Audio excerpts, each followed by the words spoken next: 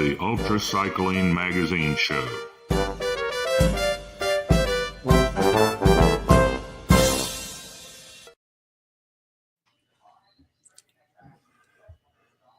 Well, hello everybody. Welcome to the Ultracycling magazine show, the show about all things ultracycling. Good evening, Lee. Well, I'm glad we're here. I don't know if we're anywhere else or not. Hopefully we are. And we've had quite a time, but we won't get into all that. I just want to say that if you're on YouTube, please subscribe. Yes.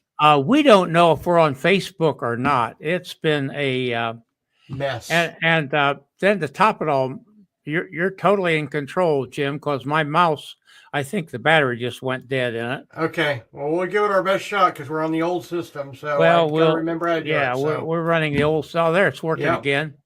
Okay. But so I'm pretty sure we're on Facebook. Whether we're on YouTube, whether we're on Facebook or not, I don't know. Right. But let's just say, at some risk of offending Mark Zuckerberg, we're having all kinds of trouble on Facebook, and we're not alone. They've changed things, and it's a very difficult situation. So we're asking people to migrate to YouTube and follow us there. Be sure to subscribe, and then I don't have the bell dinger up on this system, Jim, but ding that bell. And what that'll do is anytime we post there, you will get a notification. Definitely. So be sure to ring that bell. And we don't post a lot of garbage there or anything like that. Right. If it's something to do with ultracycling, it's posted there. And you don't get shoveled around any place. So please do. Subscribe to us on Ultracycling on YouTube, because we've just got all kinds of problems there. Yeah, so, I just verified we are live on Facebook right now, Lee. We are. Well, yes. Okay, folks. And I find if I turn my mic button off and on, I get it back again because I wanted to kind of see.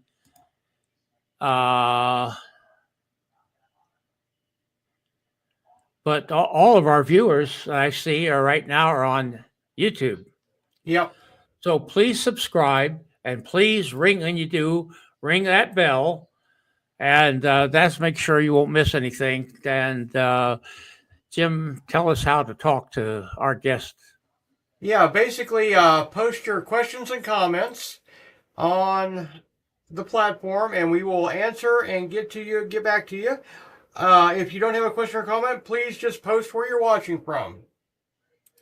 Let me get that going here. Okay, let's get Lamb in here. Okay, let me bring him see up. His smiling face. Hello, Lamb. How are you?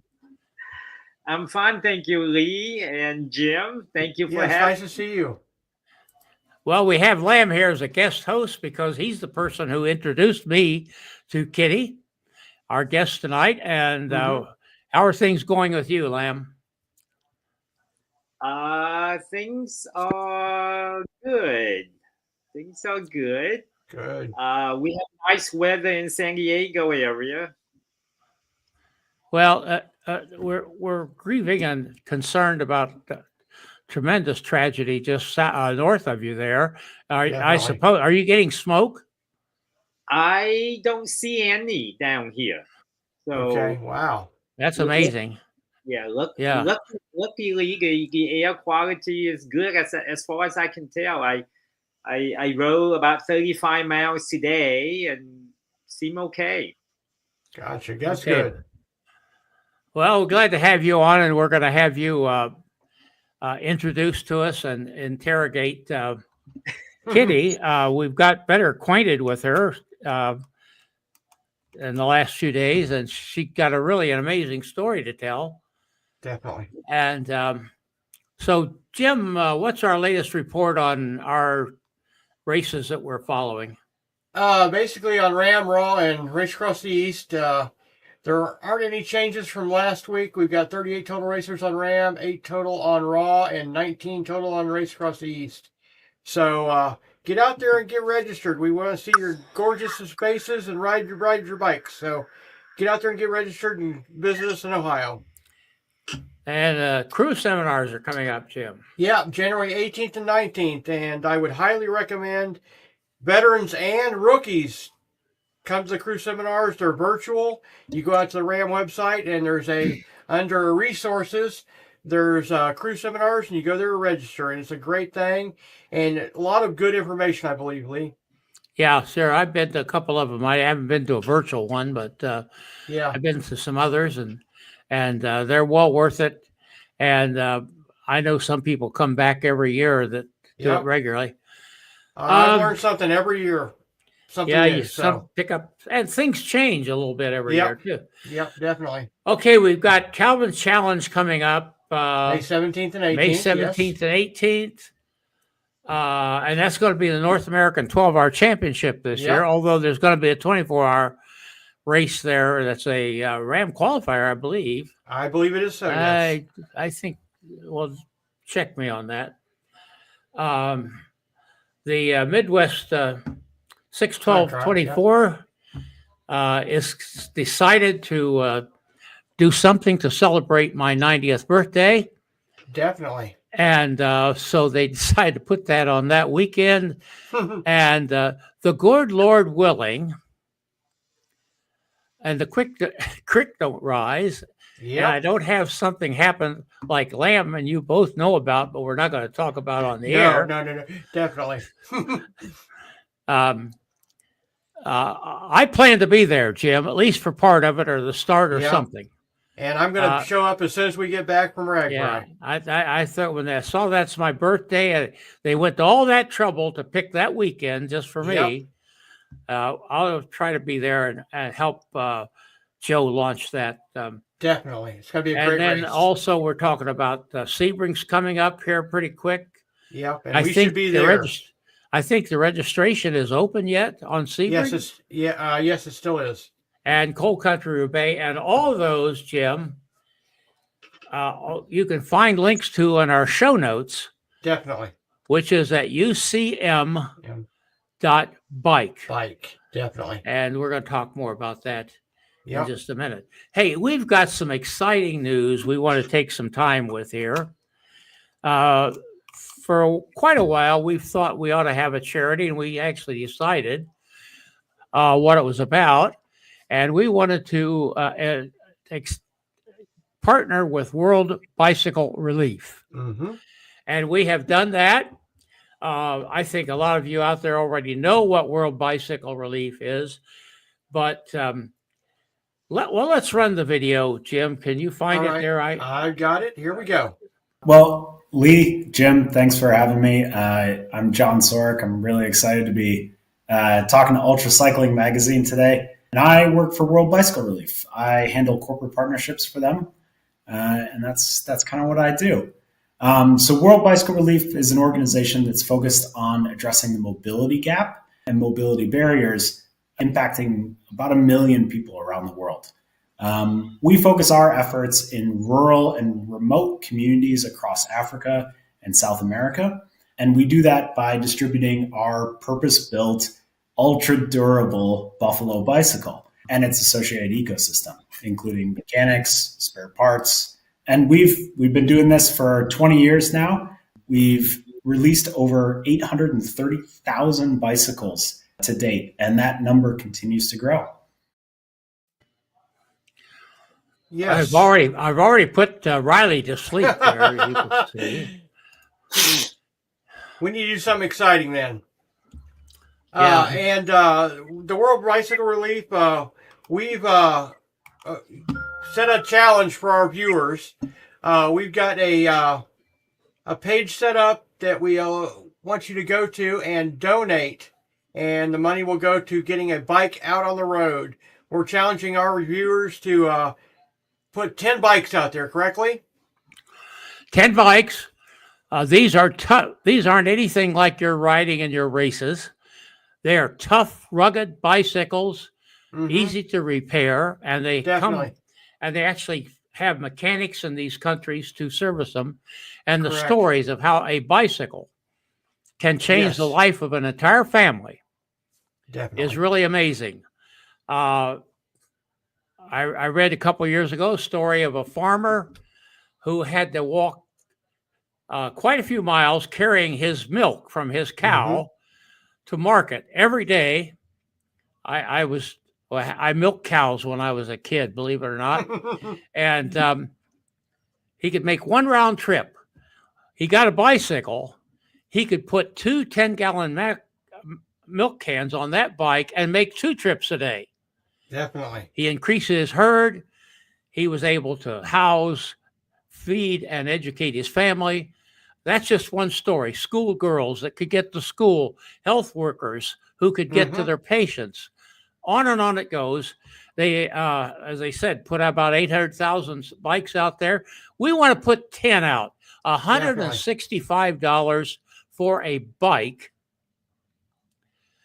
I bet there's some people out there that could donate a bike. Definitely. But hey, $5, any whatever. amount will be great. Any Yes. amount, great. We're going to try to put 10 bikes on the road. Let's say by June, Jim. Definitely. By the time Race Across America is over, Okay, we want yes. 10 bikes on the road at least. Definitely. And I'll bet you some people will donate a whole bike, $165. You Yep. can hardly buy a bike at Walmart for that. Let alone a reliable one like these are. Yeah, and these are reliable bikes. Yes. They come with mechanics to help them. It's a great project. Donate.ucm.bike and make a contribution there. You can learn more about the program. We'll be talking more about it as we go along. Definitely. That said, Lamb, introduce us to Kitty here. Hi, she's running back. We caught her off guard. Lee waited till you were away from the video. I have the honor of meeting and riding with Kitty in February of 24 when we were riding in central Vietnam together with a group of friends. And I started chatting with Kitty. Didn't realize what a rap sheet she has, and I learned a great deal from her. I asked for her advice on how to successfully complete Paris-Brest-Paris the next time I do it. And to know that she's one of the first women in RAM. Yes. Lee and I said we have to interview Kitty for the audience. Yep, her RAM number is 13 or 16? 16, right? 16. Yep. Back in 1983, correct, Kitty? That's right. Excellent. There's Lee back. So 16 mean, what does 16 mean? That her number is 16. Well, I think the way they did this was the first 4 were in 1982. Big 4. Correct. Lon, Yep. Shermer, Pete, and John. I'm not on a first name basis with any of those guys except for Lon, because I went on one of Lon's trips in Peru in 2022. So Lon was those number guys 3. They must have been number 1, 2, 3, and 4. All right. And then a year later, it was May of '83. They held the first ever John Marino Open. And anybody could go. You didn't have to prove that you could do anything or not. You could just pay whatever and show up. And so I got the notion that I would do that qualifying ride. And I had one guy on my crew. He was coaching for me. amateurly. I didn't pay him anything except lots of respect. And he saw me through the first qualifier. And I think the way they did the numbers, since we're back to that, is they just counted off who was the first qualifier. And I think it may have been Pete Pencere's. I might have got things mixed up. Yeah, they just number consecutively, Kitty, and they keep doing that. They've kept doing that. Right. So it was like Pete, several other guys. Some come to mind really easy. Michael Seacrest, he might have been first. Now that we think about it. So that was Seacrest's first qualifying ride too. Other people I've known, Gary Del Nero was qualified that time. It was amazing because I got to ride with Gary Del Nero out in Colorado, where we both ended up doing the same ride called the Colorado High Country. So it was great to see Gary again after umpteen years. This must have been in 2014 where we crossed paths again. So anyway, I'm not sure how I got the number 16, but it's kind of sweet, right? So that was my number, and I guess I'm sticking to that story, a little bit involved. Back to the qualifying ride, though, it was quite the thing because they ran it like a century ride out in Hemet, California. This is out in the high desert, and you didn't go point to point. You weren't actually allowed to have a following crew. Your crew could leapfrog and meet you at different, I call them control points or rest stops. And so I had a hotel room in Hemet, and every lap was about 102 miles. Recently, John Marino sent me a copy of the original route. I was digging and digging to see the original qualifying route. And I finally got one from John. Thank you, John, if you're out there listening.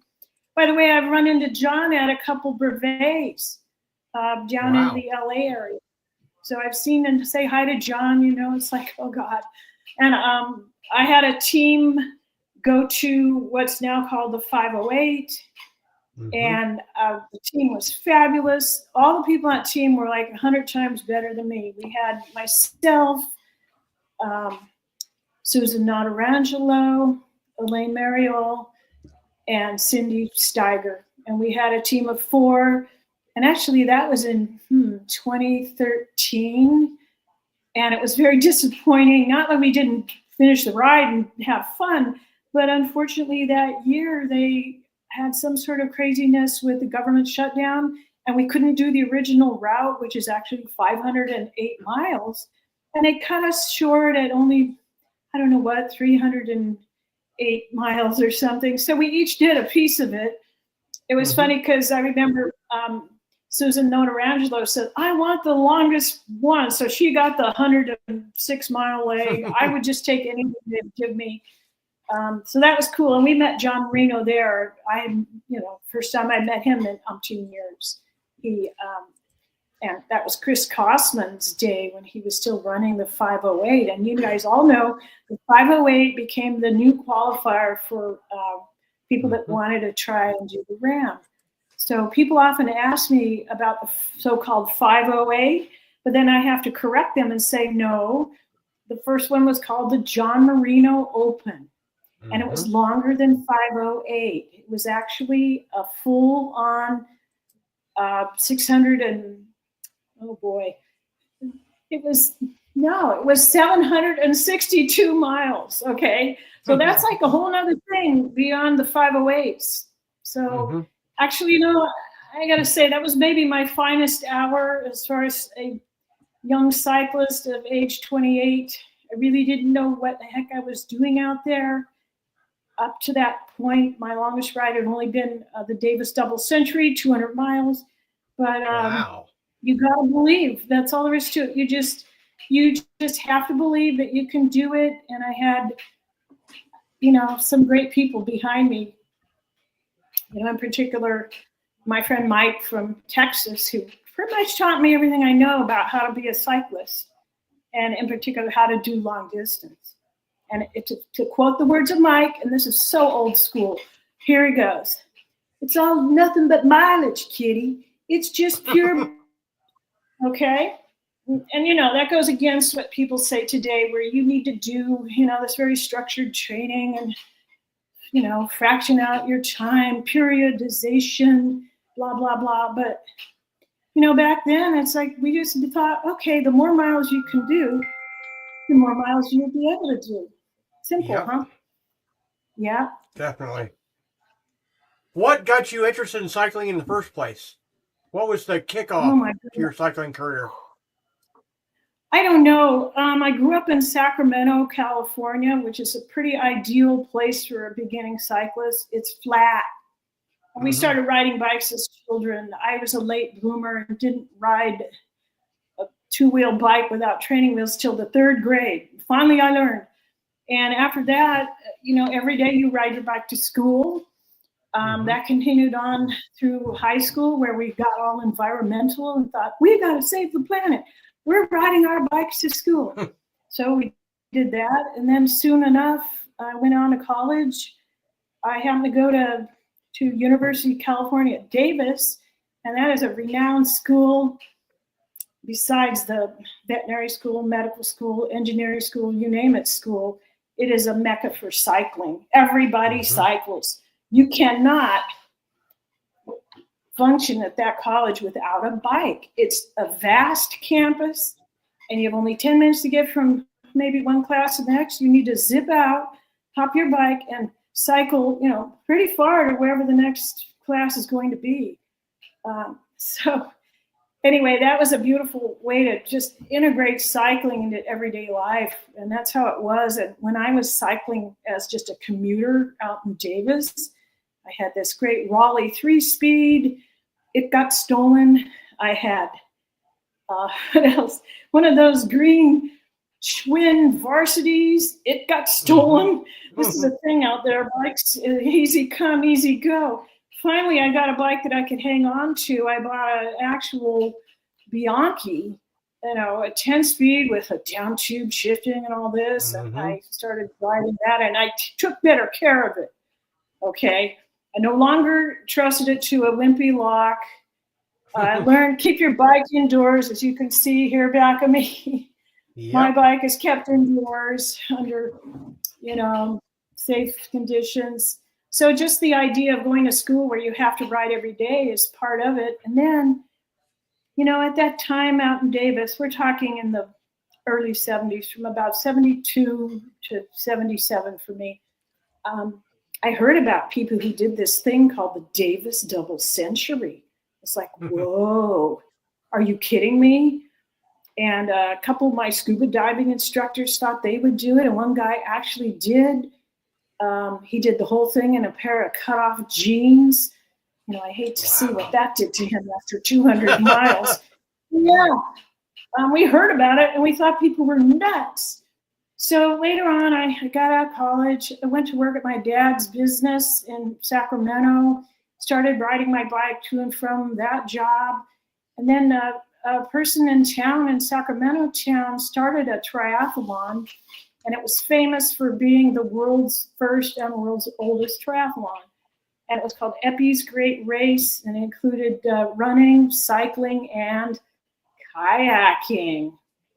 So along that journey, I did learn to kayak, and it's one of my other, I was saying earlier to the guys that the water is still a wonderful place to be. So I thought I better kind of bone up on the running and the cycling. I can already do the kayak.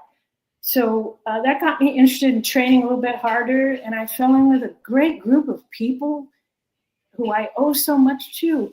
I met a bunch of folks, friends of mine from my kayaking friends. They were training for the Hawaii Ironman triathlon, way over my head. I would never do that. But I went out with them, and with them, Rob Olson and his wife, God rest her soul, Eva Olson. They got me out on my first century ride, and it was a Davis century ride. I knocked it off in maybe 5 hours. It's like, wow. Hey, maybe this is a thing I can do. So that was in 1981. By 1982, I did my first double century, a Davis double century, and then 83, I went to the Rams. So I think I bit off way more than I could chew when it came to the actual ram. It was just, a whole cut above of these 1 day, 2 day, and even 3 day, 4 day events that I had participated in. I had no clue. Talk about clueless Kitty. That was me. When I started RAM, I had no idea how it would be. So you guys know the history. It did not end well. My crew had an accident with their van. Somebody ran into the back of my van during the RAM out in Colorado. I think I'd gone maybe 800 miles or something. And it was just tragic. I remember it like it was yesterday, where I heard a horrible crash and it was daytime. Heard a horrible noise. I went to look back. I saw this awful scene. And like my crew chief, Mike, came on out. And I say to Mike, should I keep on riding? He said, no, Kitty. No, your ride is over. So that's how it ended. And it was awful. So I had a very bad end. And it's the dark side of things. Things are not always, sweetness and light. So that can happen. And that's how that went. And gosh, later on, I give it a whole other year now. I kind of thought, I don't think I want to go back to RAM. I made another shot at the qualifier.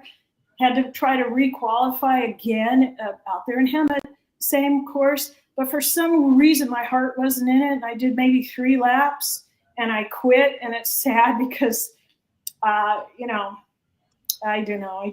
If your heart is not in it, if you're not in this heart and soul, it's not going to happen. And for some reason, my heart just wasn't in it.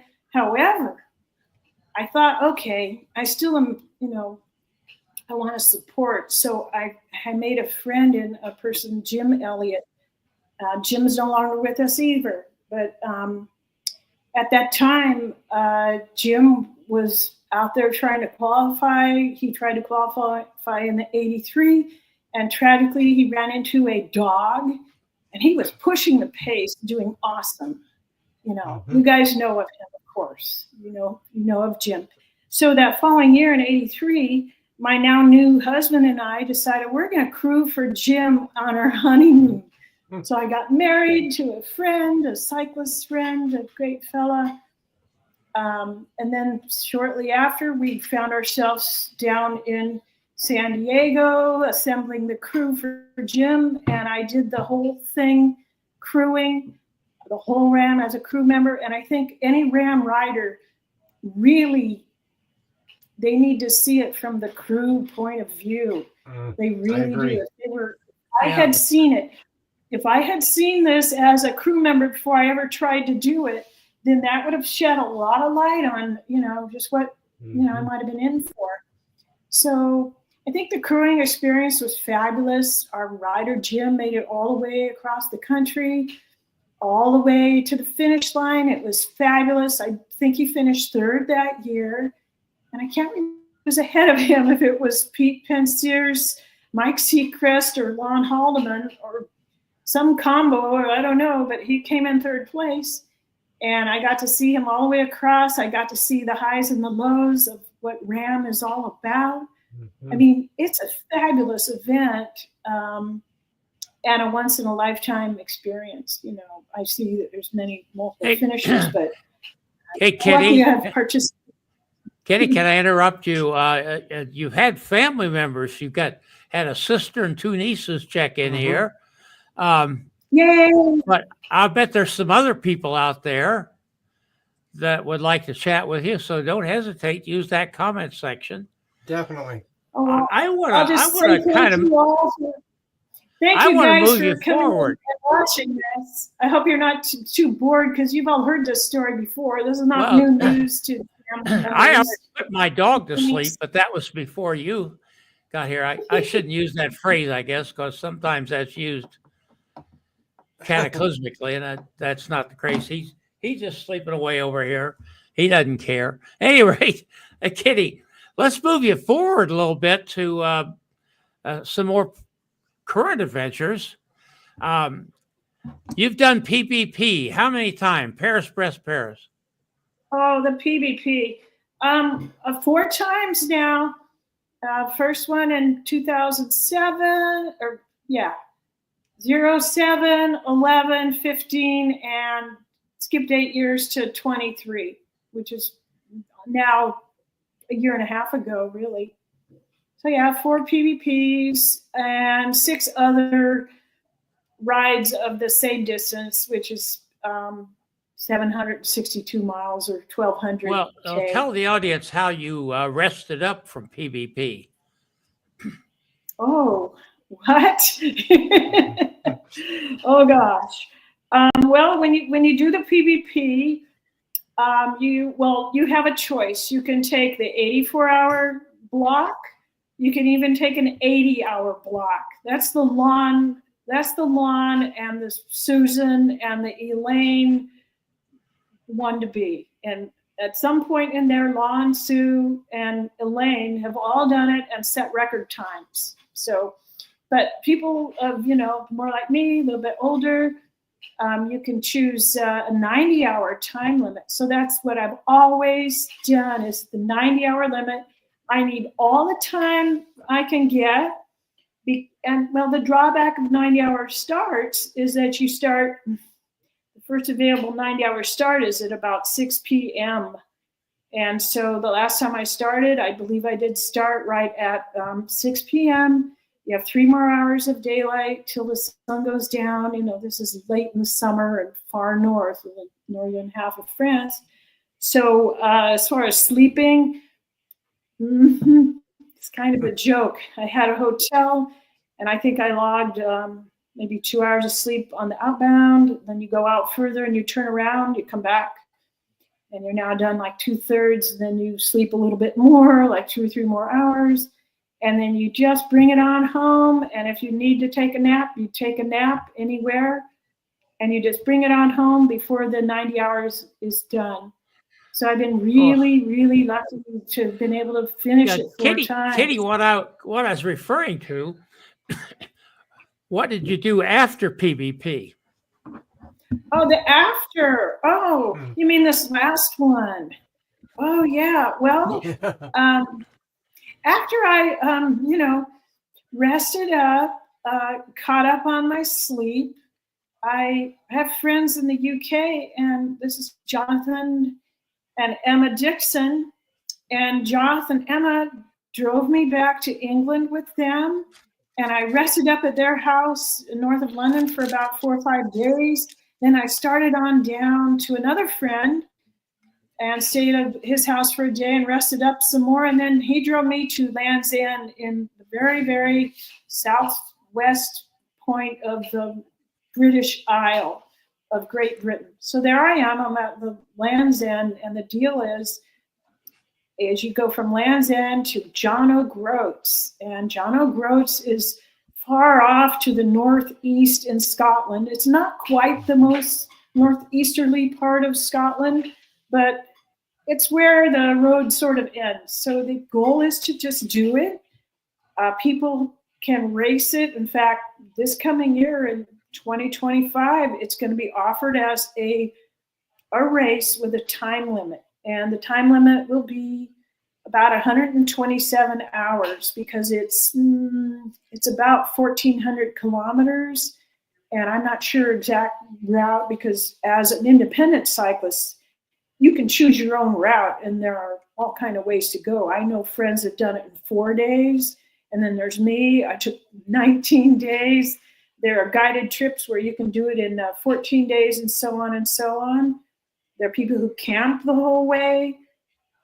There's people like me that hotel and hostel and Airbnb it the whole way. So there's all kind of ways to do what's called LEJOG, Land's End to John O'Groats. So it was a fun experience for me. I have so many great memories of it. It is fabulous, and I recommend that people go and do this tour. I think they should wait till around the end of August to start because there's this bug up in Scotland.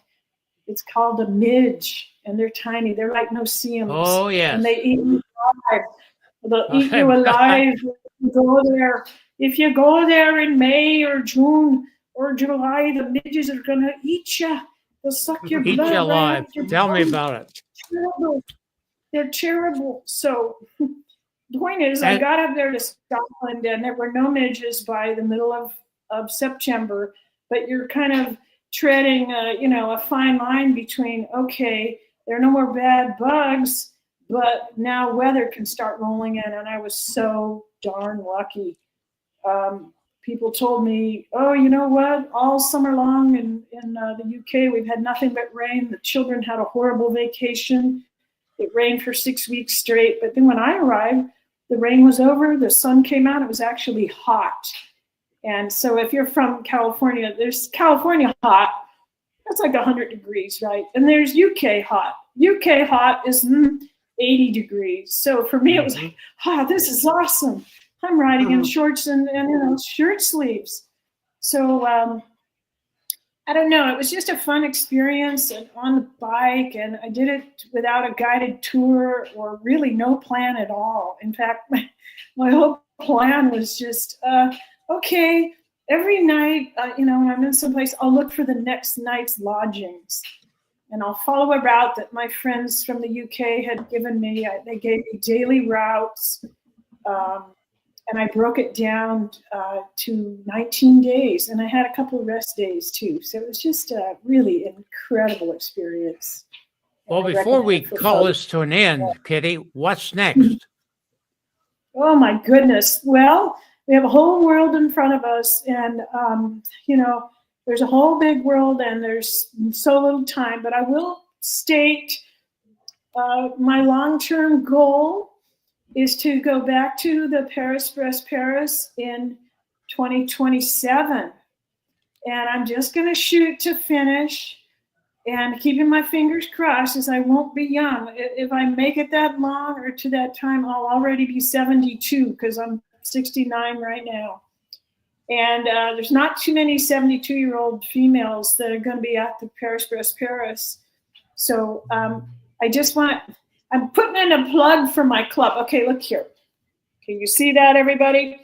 The San Francisco Randonneurs Club is my local club in randonneuring, and our claim to fame for our club, and especially for our regional brevet organizer, Rob Hawks.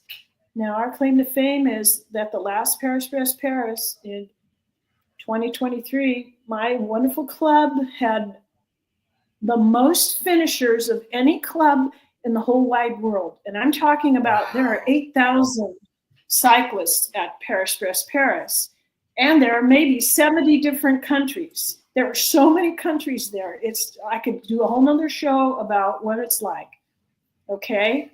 So Keith, our big honor was just finish one, just get finished. And you made a point for your team, for your club.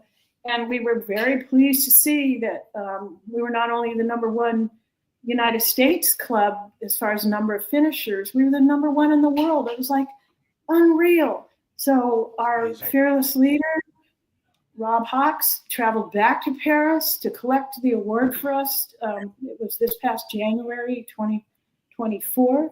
So that's kind of one of the things that keeps me going and motivated is I want to do this Paris-Brest-Paris again.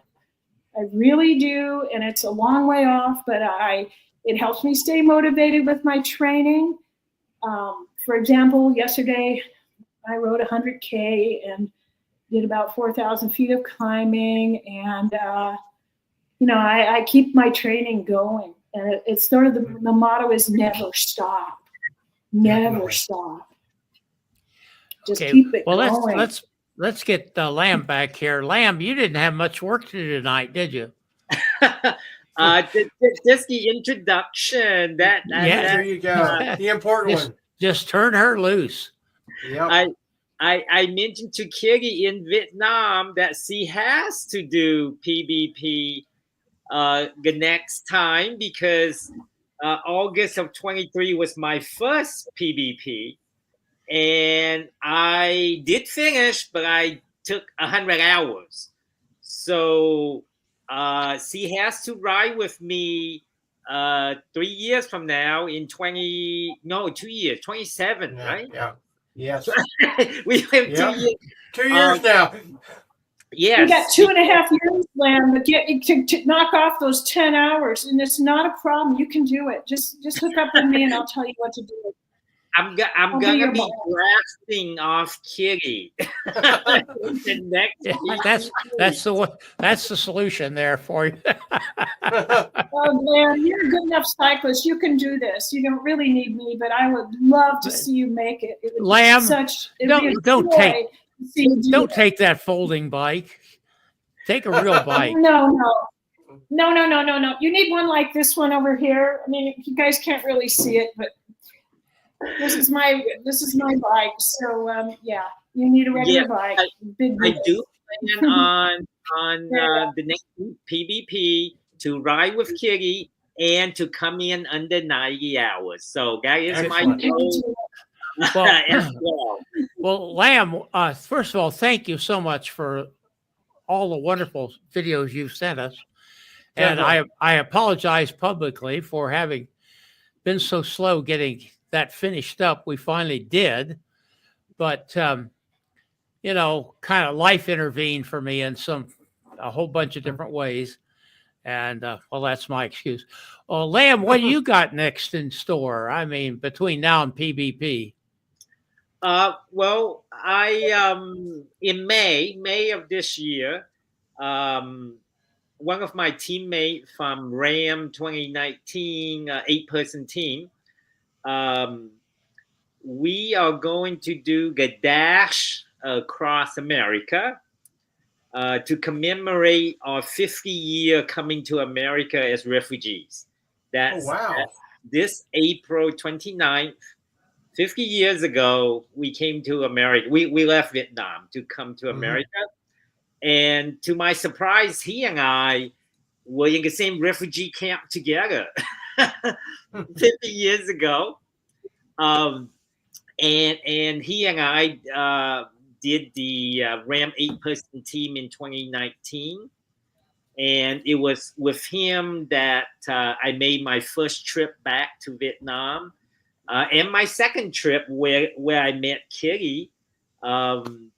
So it's to commemorate the 50 years of us being here in America. And I don't see any better way than to ride our bike across America together. So that's May of this year. Great. Well, Lamb, we're really sorry the way you had to come here. But we're glad you're here. What can I say? We're glad you're here. Yes. And you made a real contribution to us here at the Ultracycling magazine, and we appreciate it. And we hope that won't end. We hope that on that 50th ride, we're going to be hearing from you and tell us the story. And maybe as you go along, you could tell us a little bit day by day, some of the things that you experienced getting from Vietnam to here. I think we went over that kind of once before and when having you here, but yeah, let's do that. Did we get all the comments in? I think we did, Jim. Yeah, we got one more. Just pop in. Nancy Stanberry. That's my big sister. Mm-hmm. Thank you, Nancy. Well, we appreciate that. Thanks, everybody. Jim, thank you for. Let me get back there. Yeah, thank you. And thank you both for joining us.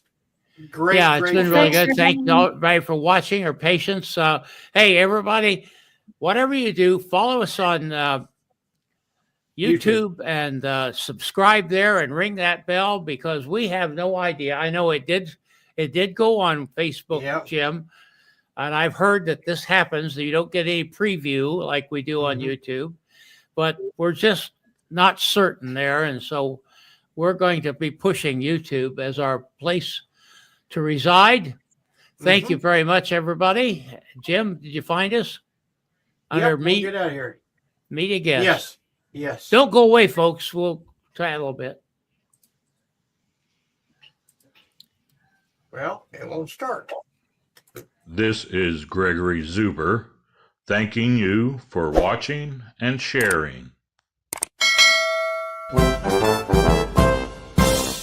Music by Kevin MacLeod. This is Gregory Zuber, thanking you for watching and sharing. Music by Kevin MacLeod.